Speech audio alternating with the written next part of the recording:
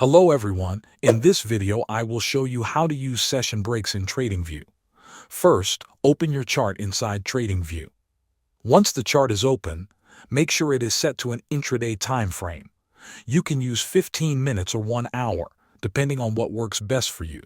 If your chart is not set to an intraday time frame, look at the top menu. Here you can change the time frame to 15 minutes or 1 hour. After your chart is set, right-click on any area of the chart. A menu will appear. From this menu, select the option called Settings. Once you are in Settings, look for a tab called Events. The Events tab contains different options for visual markers on your chart, including session breaks. Inside the Events tab, look for an option that says Session Breaks. There will be a checkbox next to it. Click the checkbox to enable session breaks. When this option is enabled, TradingView will automatically show vertical lines on your chart. These lines mark the end of one trading session and the start of the next. They make it easier to see where each session starts and ends, which can help you understand market activity and plan your trades.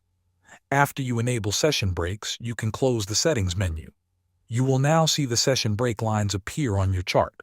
You can use them to identify daily boundaries or specific session changes. Thanks for watching.